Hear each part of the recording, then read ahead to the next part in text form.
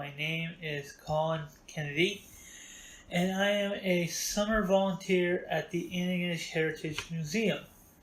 This is the second part of a series of videos called Colin's Clips. I hope you enjoy the following information.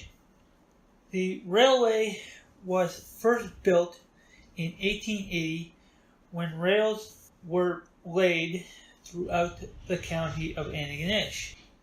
The trains that first used these rails were steam engines. This meant that water towers had to be built along the rail line. These water towers were used in order to keep the trains running. Small wooden buildings then popped up along the rail line in order to act as community train stations. These were places that were used for getting on and off the train, but they also had other purposes. They were used as a way to drive the local economy. These small train stations also served as gathering places to keep up on the news of the day.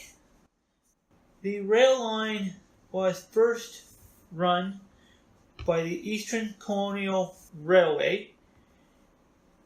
The rail line then became part of the Intercolonial Railway. It became a part of the Canadian National Railway in the years that followed the First World War.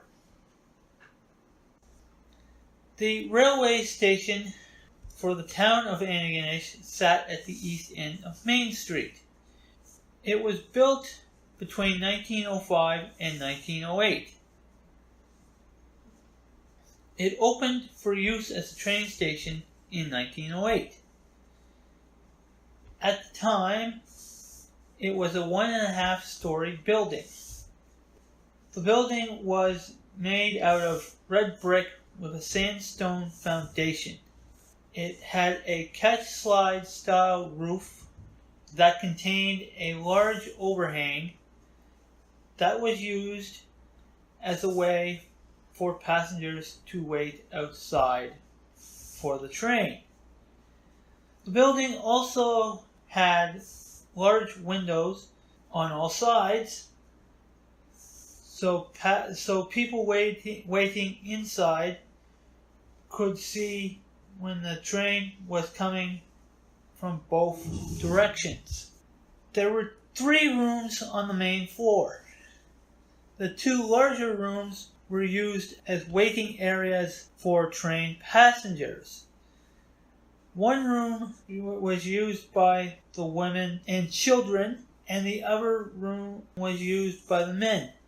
This was a way of separation because of smoke and spit, which was common of the time. The remaining room was used as a way to store luggage, so it would be separate from the people.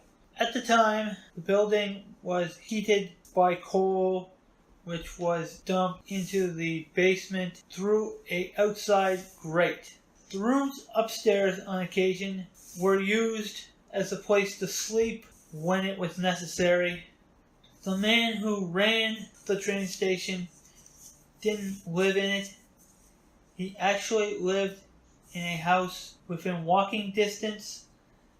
The building acted as a train station until February 1989, when passenger train service to the Antigonish area ended.